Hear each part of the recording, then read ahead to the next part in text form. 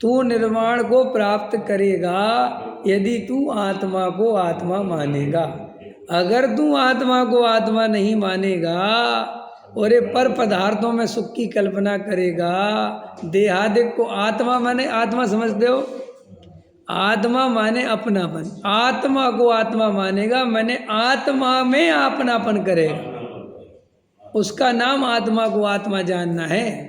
अभी अपन भले ही आत्मा को आत्मा तो जानते हैं, लेकिन अपनापन काय में है? शरीर में के आत्मा में? देखो कैसे सिद्ध करके बताओ। अगर मैं तुमसे कहता हूँ कि तुम्हारी आत्मा में मोह राग द्वेष हैं, तो तुम्हें कुछ नहीं होता, तुम कहते हाँ है, बहुत है पंडित साहब, सही कह रहे हैं आप, बहुत राग द्वेष है ना, है ना। लेकिन आपको राग द्वेष कह दिए और आपको बता भी दिए, तो भी आप राग द्वेष को दूर करना नहीं चाहते और शांति से जाके उसी राग द्वेष को करने में लगे रहते हैं। ठीक है, आपको कोई परेशानी नहीं है, ध्यान देना। और आपको कोई परेशानी, और हमने आपको जैसे अपन बीमार पड़े, ठीक है, और बीमार पड़े और डॉक्टर ने अपने को टेस्ट लिख दिए, जाओ ये टेस्ट करा के लाओ, और तुम टेस्ट करा के लाए और उसमें तुम्हारा कोलेस्ट्रॉल बढ़ गया, डायबिटीज निकल गई, हार्ट ब्लॉकेज की संभावना है, ये सब दुनिया भर की रिपोर्ट आ गई, क्या करोगे? जब रिपोर्ट आ गई और डॉक्टर ने कहा तुम्हारी तो बहुत हालत ख़राब है, क्या करोगे? घर चले जाओगे कि ठीक है साहब रहने दो, सही कह रहे हैं आप, हमारे शरीर में बहुत तकलीफ़ें हैं, कोई बात नहीं, करोगे? क्या कहोगे? अरे डॉक्टर मैं तो मर गया, आप इसका इलाज करो। कि सुनो भाई, डायबिटीज हो गई तो मैं पार्क में घूमना पड़ेगा, मीठी चीज़ें छोड़नी पड़ेंगी। ओके सर, तो तुरंत सब ओके करता है। अच्छा नहीं जैन साहब, उस समय ऐसा कहता है डॉक्टर साहब मीठा तो नहीं छोड़ सकता। अरे कहता है डॉक्टर साहब आज से मीठा बंद, सुनो तो। और डॉक्टर कहे कि नहीं नहीं थोड़ा बहुत तो ले सकते हो। नहीं डॉक्टर साहब जहर लेना ही नहीं, ये मेरे लिए जहर है। नहीं तुम एक रसगुल्ला तो खा लो, एक बढ़िया सा रसगुल्ला। नहीं साहब खाऊंगा ही नहीं मैं। नहीं समझ में आया कि थोड़ी बहुत चाय तो पी सकते, नहीं साहब फीकी पीऊंगा। इतनी सावधानी कैसे आ गई? क्यों आ गई? सुनना ध्यान से कि अब तुम जो है बाजार का नहीं खाओगे, वरना तुम्हारा जो कोलेस्ट्रॉल बढ़ जाएगा, जो सड़ा गला। अरे डॉक्टर साहब आज से बंद, हम तो दाल रोटी खाएंगे। तो ये आचरण भी आ गया, सावधानी भी आ गई, सब आ गया ना। क्या सब आ गया? अब उसकी जगह हमने कहा कि आत्मा में तुम्हारे जो राग द्वेष हैं, जो मिथ्यात्म हैं, ये अनंत दुखों के कारण हैं। तुम भव समुद्र में डूब जाओगे, अनंत 4 गति 84 लाख योनि में मर जाओगे, बहुत दुख मिलेगा। हाँ बिल्कुल ठीक, बराबर पंडित साहब, बात तो सही कह रहे। पंडित जी कैसे होता है? मोह राग द्वेष। अच्छा सही, हमसे जरूर दूर करना चाहिए पंडित साहब। हमने देखा हमारे पड़ोसी को बहुत मोह राग द्वेष है, वो अपना नहीं देखता, और देखो उस राग द्वेष का सेवन करता रहता है। तो आचार्य हमसे कह रहे हैं कि तुम आत्मा को आत्मा जानते हो और शरीर को शरीर जानते हो, ये जानने से काम नहीं चलेगा। नहीं समझ में आया? देखो तुम शरीर हो के आत्मा, तो तुम जल्दी से बोलोगे आत्मा। आत्मा का लक्षण क्या है और शरीर का लक्षण क्या है?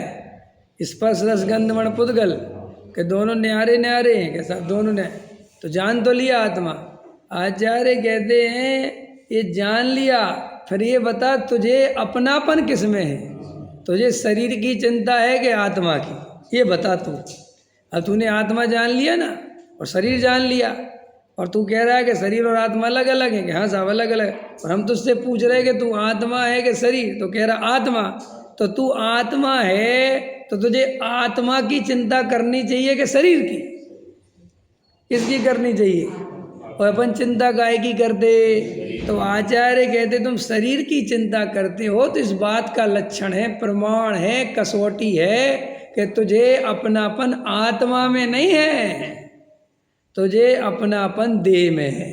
और कैसा है अपनापन? कि ये देह ही मैं हूँ। ये देह ही मैं हूँ माने अगर शरीर में कुछ हो गया तो मेरा क्या होगा? अगर मुझे कैंसर हो गया तो मेरा क्या होगा? अच्छा बताओ, कैंसर शरीर में होता है कि आत्मा में? बोलो जल्दी। शरीर में। पक्का? और अभी तुम्हारा एक टेस्ट आ जाए, एक गांठ मिल जाए तुम्हारे शरीर में, और भाई साहब डॉक्टर उस गांठ को देखे और ये कह दे कि भाई साहब कैंसर का लगता है मेरे को, तो तुम्हें नींद आएगी? क्या करोगे? सच बात बताओ। फिर हम तुमसे कहेंगे बढ़िया पनीर पकोड़े बना रहे हैं, खाओगे? कहोगे देखो भैया मेरा मूड बहुत अपसेट है, मैं बहुत परेशान हूँ, मेरा दिमाग खराब मत करो। देखना ध्यान से, पहले उदाहरण सुनो पूरा। हम कहेंगे क्या हो गया? अभी कुछ नहीं, मेरा बात मत करो। मानिए यहाँ तक तुम बात भी नहीं करोगे, ठीक है, और बस एक ही दिमाग में लगा रहेगा, अगर कैंसर हुआ तो क्या होगा, अगर कैंसर हुआ तो क्या होगा।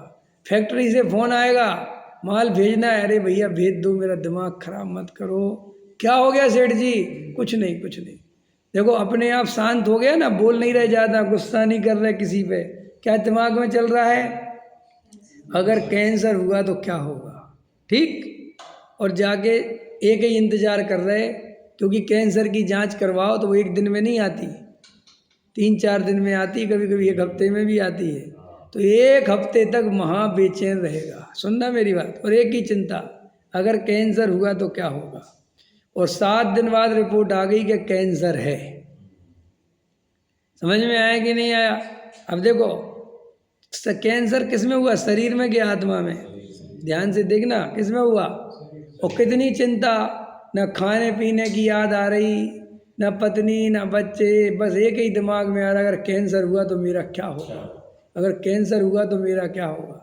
फिर मुँह के बाद में मेरा क्या होगा बताओ, बच्चों का क्या होगा, पत्नी का क्या होगा, क्या होगा, ऐसे सोचता रहता है। अब आचार्य कहते इसकी जगह अब आत्मा रख के देखो। ये तो तुम्हें शरीर की कहानी हो गई, अब इसकी जगह आत्मा रख के देखो। तुम्हारी आत्मा में मिथ्यात्व है, वहाँ तो जांच करानी थी, 7 दिन बाद रिपोर्ट आनी थी।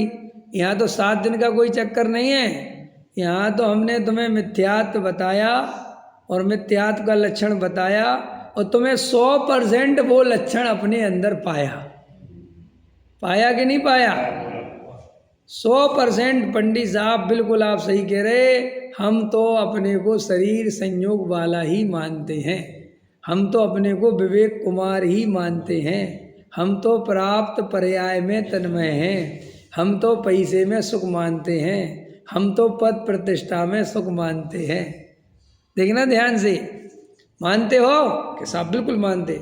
तो हमने कहा ये मिथ्यात्व का लक्षण है, और इस मिथ्यात्व से आत्मा अनंत दुखों में जाने वाला है, इसे नरक निगूत की यात्रा होने वाली है, महा दुख मिलने। अच्छा तो पता क्या था, बेचारा आत्मा, बताओ जी, आत्मा बेचारा जो है मिथ्यात्व नहीं छोड़ता, बेचारे की दुर्गति हो जाएगी। तो आत्मा में कितना परायापन है और शरीर में कितना अपनापन है कि आत्मा की दुर्गति हो जाएगी तो आत्मा की होगी, मेरी नहीं। आया समझ में कि नहीं? मेरी दुर्गति नहीं होगी, किसकी दुर्गति होगी? अगर यह आत्मा का सेवन नहीं करेगा तो ये आत्मा महा दुख में चला जाएगा। तो आत्मा पे करुणा करता है कौन? खुद आत्मा होकर, आत्मा होकर आत्मा पर करुणा करता है कि बेचारा आत्मा 4 गति में घूम रहा है। तो वो आत्मा हो तुम के शरीर हो तुम? बोलो जल्दी।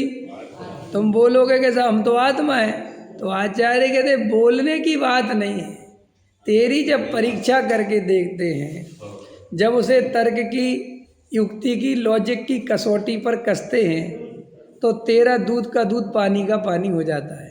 कि क्या हो जाता है कि तू बोलता तो है अपने को आत्मा, लेकिन अपने को मानता शरीर है। इसलिए तू शरीर के प्रति संवेदनशील है। शरीर में अगर रोग बताया जाए, शरीर में कोई बात बताई जाए, तो तुरंत उसके प्रति सावधान होता है। होता है कि नहीं? बोलो हाँ या ना। और डॉक्टर जैसा आचरण करने को बोलता है वैसा ही आचरण तुरंत करता है। जैसी दवाई का सेवन करने को बोलता है, बिल्कुल वैसे ही तुरंत सुबह इतनी लेना, ये खाली पेट लेना, ये नाश्ते के बाद लेना, ये दोपहर के बाद लेना, ये शाम को लेना, ये सोते समय लेना, गर्म पानी से लेना, दूध से लेना। समझ में आएगी नहीं आया? और इतनी क्वांटिटी लेना और 1 महीने तक लेना, बिल्कुल एक। और सुनो सुनो सुनो, कितने बार बताना पड़ता है डॉक्टर को? ये बात कितने बार समझानी पड़ती है? 1 बार। और अगर दोबारा समझने जाओ तो हिसाब जरूरत ही नहीं है। मंद से मंद बुद्धि, ढोर से ढोर, जैसे लोग भाषा में ढोर कहें ना कि बिल्कुल जड़हीन है, बुद्धिहीन है, बिल्कुल पढ़ा लिखा है, वो भी डॉक्टर की 1 मिनट में सारी बात समझता। कमाल है भाई, समझने लायक बात है कि नहीं? शरीर में कितना अपनापन है कि जिसको 2 और 2 4 लिखना नहीं आता है, जिसको ABCD लिखना नहीं आती है, वो व्यक्ति जिसे अनपढ़ गवार बोलते हैं, अंगूठा छाप है, वो डॉक्टर की 1 मिनट में बात समझ लेता है। बोलो 1 मिनट लगता है उसे, 1 मिनट से ज़्यादा नहीं लगता। 1 मिनट के अंदर कैसे दवाई खाना है उससे पूछो तो वो तुरंत बता देगा। तो ये कहाँ से हो रहा है? और जब अपन स्वाध्याय में आते हैं, जिनवाणी सुनने आते हैं, तत्व सुनने आते हैं, तो यहाँ का जो डॉक्टर है ये तुम्हें कितना समझाता है, और वो डॉक्टर 1 बार समझाने का 1000 रुपये लेता है, और यहाँ ये डॉक्टर फ्री में समझाता है, रोज़ समझाता है। समझना मेरी बात? और मज़ेदार बात है, रोज़ समझाता है और 1 मिनट नहीं देता तुम्हें, रोज़ 1 घंटा देता है।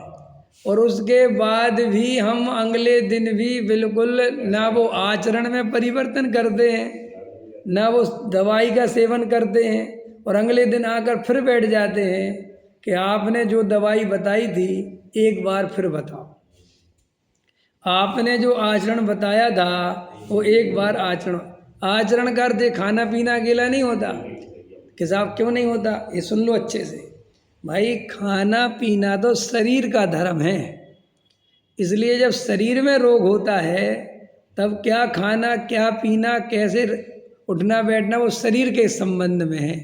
फिर आत्मा के लिए कौन सा आचरण चाहिए? आत्मा के लिए शरीर का आचरण नहीं चाहिए। आत्मा के लिए जिसमें उपयोग दूषित ना हो, परिणामों में विकृति ना आए, मन वचन काय की चंचलता ना हो, परिणाम में स्थिरता हो, उपयोग मलिन ना हो, गेयों में उपयोग ना जाए, इच्छाओं का सागर ना बहता हो, ऐसा आचरण आत्म कल्याण के लिए अनिवार्य है।